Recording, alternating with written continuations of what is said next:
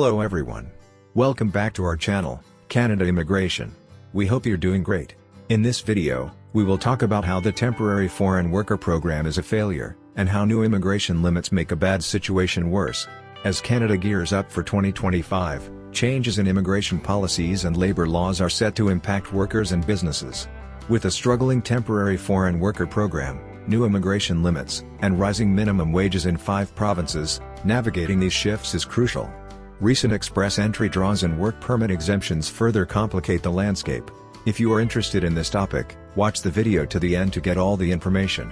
Please hit like and subscribe, and don't forget to push the notification bell for an upcoming video. So, without any further delay, let's jump into the video. Canada's Temporary Foreign Worker Program has long been criticized for its structural issues, with experts and analysts pointing out its numerous flaws, particularly about human rights abuses and lack of pathways to citizenship. Over the years, successive Canadian governments have passed responsibility from one to the next, failing to enact meaningful reforms to the program. This lack of action became especially apparent during the COVID-19 pandemic when the vulnerabilities of foreign workers under this system gained widespread attention. The growth of temporary permit holders in Canada has been staggering since the year 2000. The exponential increase has been driven by a combination of employer demand and government policy shifts. From 2000 to 2010, temporary permits began to eclipse permanent immigration pathways. This shift was marked by numerous policy changes and alterations to the program, indicating that the TFWP had effectively become a de facto migration system, despite its original design. A de facto employment agency. The TFWP, originating from Employment and Social Development Canada, was never intended to function as a migration system. It has, however, been increasingly used as such due to employer demands.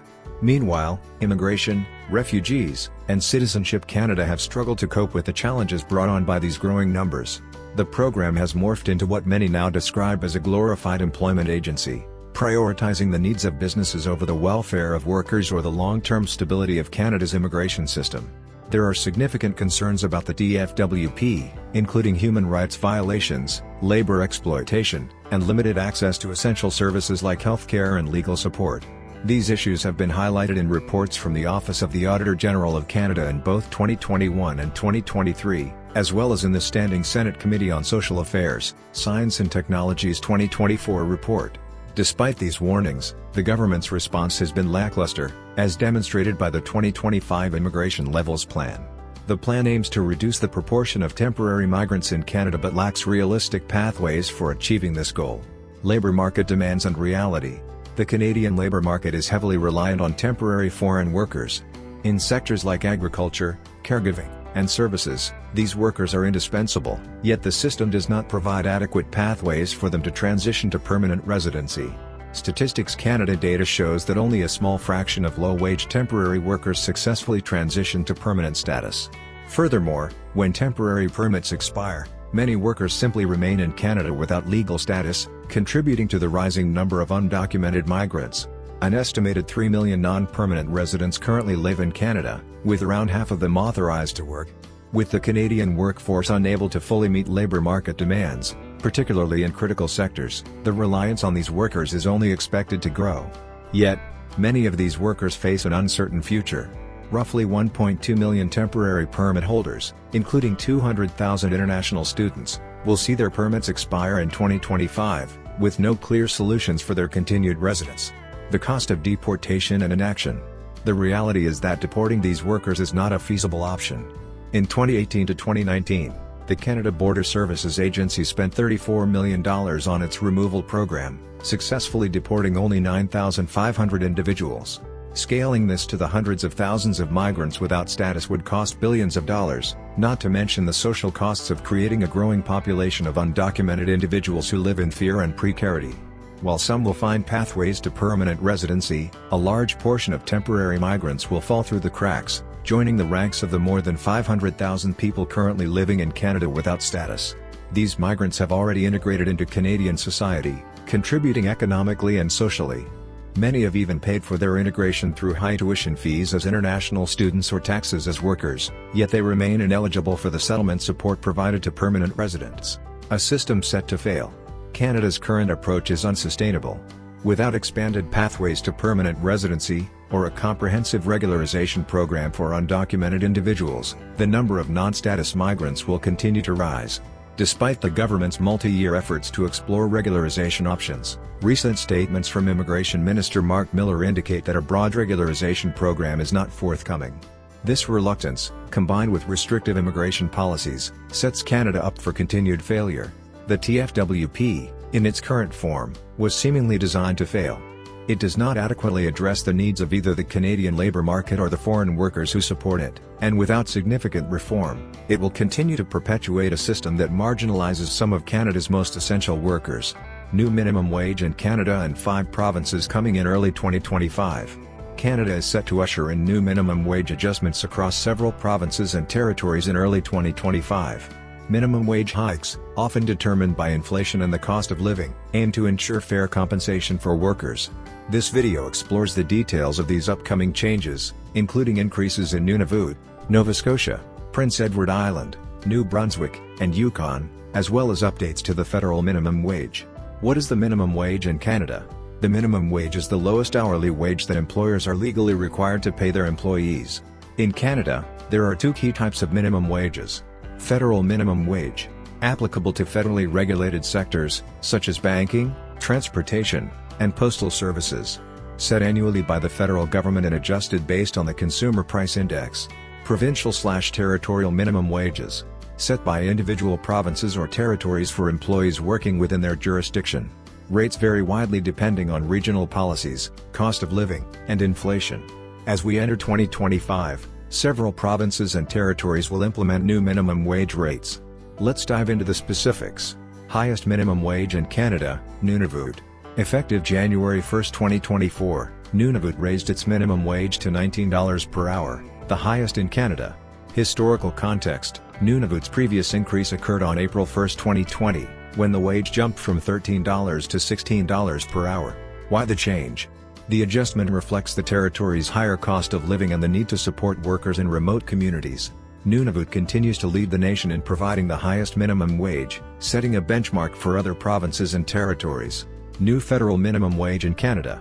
Canada's federal minimum wage will undergo its next revision on April 1, 2025. Current rate: as of April 1, 2024, the federal minimum wage stands at $17.30 per hour, up from $16.65 per hour in 2023. Expected increase: the 2025 adjustment will be based on the Consumer Price Index for 2024. Projections suggest a rise to approximately $17.70 per hour, reflecting a CPI increase of 2%.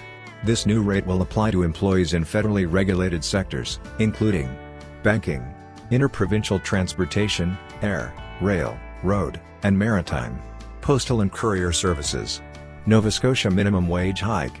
Nova Scotians can expect a wage increase on April 1, 2025, following the province's policy of aligning minimum wage adjustments with inflation.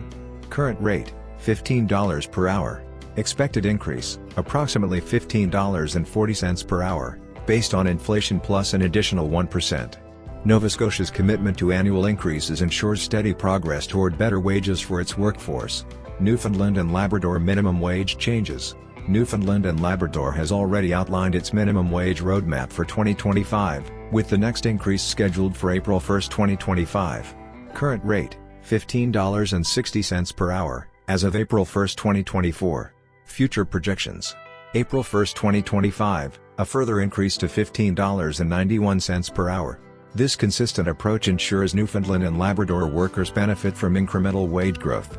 New Brunswick minimum wage adjustments. New Brunswick's minimum wage policy is tied to the annual Consumer Price Index. Current rate: $15.30 per hour, set on April 1, 2024. Upcoming increase, expected to reach approximately $15.77 per hour on April 1, 2025, based on CPI trends. This marks another step in aligning wages with the province's rising cost of living. Yukon's minimum wage increase. Yukon's government will revise its minimum wage on April 1, 2025, based on inflation data. Current rate: $17.59 per hour. Expected increase: projections suggest the new rate will exceed $17.97 per hour, maintaining Yukon's position among the highest-paying regions in Canada. Ontario minimum wage increase 2024. Ontario's minimum wage adjustments typically follow an October implementation timeline. Current rate, $17.20. Projected increase, $17.82.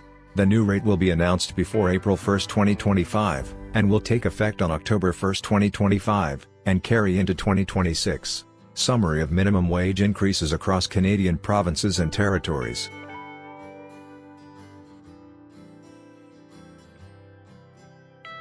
The rising minimum wages reflect Canada's commitment to addressing inflation, ensuring wages keep pace with the cost of living, poverty reduction, supporting low-income workers, economic growth, increasing consumer spending power.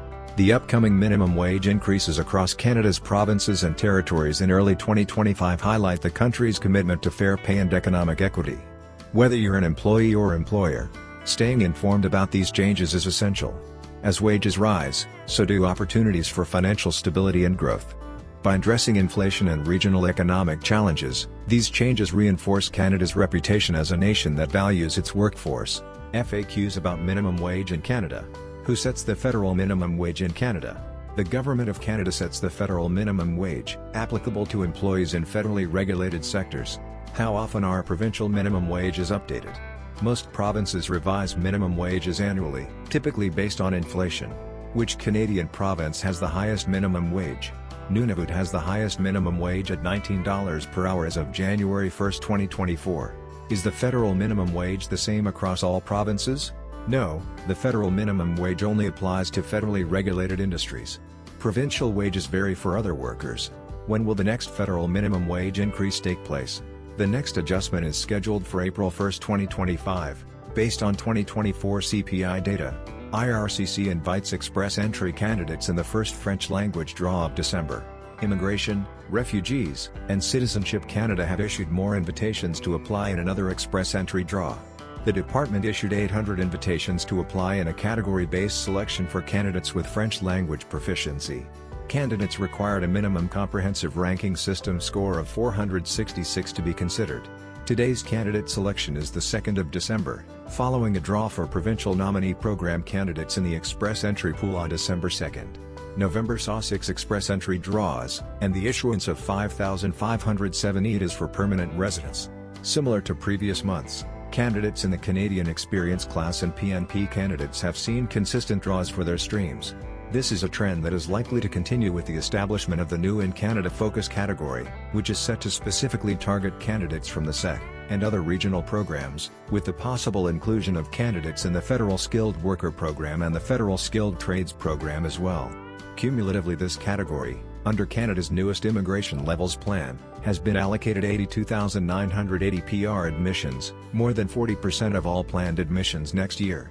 Candidates with strong French language proficiency are also likely to see an increase in EIDA issuances in 2025, as the allocation of PR admissions for French speakers outside of Quebec increases to 29,235 admissions next year. EIDAs for this category are also set to increase in 2026 and 2027 per IRCC's Francophone immigration strategy. Summary of express entry draws in 2024.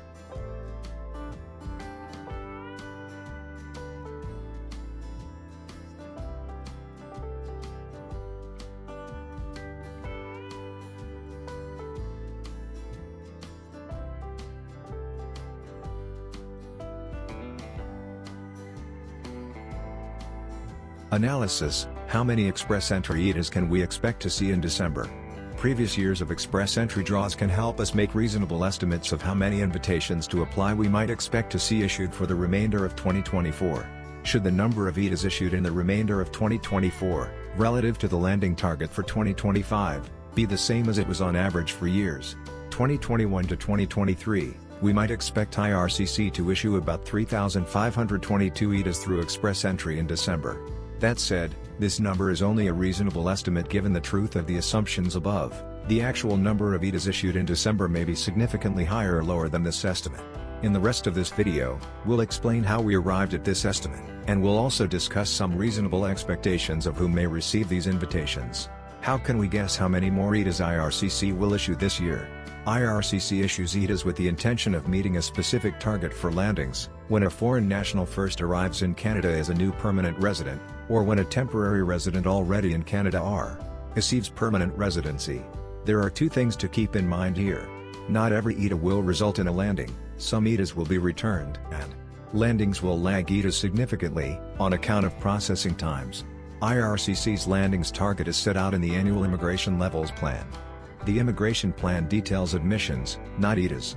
An admission, or landing, is defined as the final interview with an immigration officer, either at a port of entry or a local office in Canada, during which an applicant signs their confirmation of permanent residence and becomes a permanent resident. This process can be done electronically as well, but always involves the approved immigrant arriving in Canada to accept their PR status. Although it might seem easy enough to simply compare annual immigration targets to ETAs issued in a year to deduce the number of remaining ETAs, doing so would not take into account the lag between ETAs and landings due to IRCC processing times, as well as the logistics of moving from one's home country to Canada. Per a newly released IRCC memorandum from July of 2024 to the Deputy and Associate Deputy Ministers of Immigration, due to the lag between ETA, invitation to apply, and to admissions, between 6 to 16 months. Most ETAs issued between now, July 2024, and December, and up to the end of February 2025, for the most part, will count towards 2025 permanent residence targets. Therefore, a more robust method to derive the number of remaining ETAs in a given year may be to look at the number of ETAs delivered between July to December, relative to the following year's Immigration Levels Plan target. Assuming that IRCC will keep ETA issuances at consistent proportions to previous, non-COVID, years, the department issues several ETAs equal to between 43 to 46% of the following year's landing target, between July 1 to December 31 of the current year. Outside of COVID years, this percentage has remained consistent. After removing the proportion of ETAs relative to landings in 2019 as an outlier, we can average out the remaining proportions to build a general idea of how IRCC manages the issuances of ETAs. The average number of ETAs issued between July to December in a year, expressed as a proportion of next year's landings target, is 45.245%. How many more ETAs could we see in December? For 2025, IRCC has set an immigration target of 124,680 new newcomers through the express entry system. Between July to November of this year, the department issued 52,888 ETAs through the express entry system. This is equal to 42.42% of next year's landings target. If we assume that the proportion of ETAs issued this year relative to next year's landings target will align with the average of the non-outlier previous 5 years, we might expect that IRCC will issue several ETAs equivalent to 2.825% of its admissions target for 2025. In December of this year, this equates to 3,522 more ETAs delivered to candidates in the express entry pool over the remainder of 2024. This estimate is only a reasonable expectation should the above assumptions hold. There is no certainty that what IRCC does this year will line up with what it has done in previous years. The department could issue far fewer or far more ETAs, as it sees fit. The forecast also does not consider several factors that we do not have visibility into, but IRCC likely does, for example the average rate of ETA refusal, or variable processing times for PR applications. Who is likely to get these ETAs? IRCC's Immigration Levels Plan can also shed some light as to which kinds of candidates in the express entry pool are likely to receive these ETAs. The 2025 to 2027 Levels Plan split the federal high-skilled allocation, under which express entry falls, into two separate categories that will be handled through the federal system: Federal Economic Priorities and In Canada Focus. These two categories cumulatively make up the totality of landing/targets through the express entry system in 2025. The Federal Economic Priorities category, allocated 41,700 admissions, will encompass category-based selections for candidates who have professional skills and experience in in-demand sectors of the Canadian economy, as well as those with strong French language proficiency. In 2025, eligible categories will include healthcare occupations, trade occupations, and French language proficiency. Targets for Francophone immigrants outside Quebec are also set to increase, from 8.5% of all admissions in 2025 to 10% in 2027. The In Canada Focus category, allocated 82,980 admissions, will invite candidates who are already in Canada, in a bid to meet the targeted immigration levels, without further adding to the country's population. Research also shows that these individuals tend to perform well in Canada's labour market. In 2025, this category will encompass Canadian Experience Class candidates, Provincial Nominee Program candidates in Express Entry Aligned PNP streams, possibly Federal Skilled Worker Program candidates, and possibly Federal Skilled Trades Program candidates. Based on the government's stated intention, we might reasonably expect that many of the remaining 3,522 ETAs may be issued to candidates in the SEC program, PNP programs, candidates who have strong French language proficiency, and/or who have professional experience in healthcare or trade occupations. This trend is also reflected in express entry draws held in the previous months of 2024. For example, consider the last 20 express entry draws that IRCC has held, from August 2024 onwards. Do you qualify as a work permit exempt business visitor? Foreign nationals generally require a work permit for legal authorization to work in Canada, but in certain scenarios, you can be exempt from needing a work permit if you qualify as a business visitor. Business visitors are foreign nationals who come to Canada to perform various business activities but do not intend to enter the Canadian labour market. Due to the length and nature of their work, they can be exempt from needing a Canadian work permit. This video will cover who does and does not qualify as a business visitor. Even if exempt from needing a work permit, a business visitor will still require a visa or electronic travel authorization to enter Canada, unless they are visa exempt. Visa and data requirements vary based on the foreign national's citizenship. Who is considered a business visitor?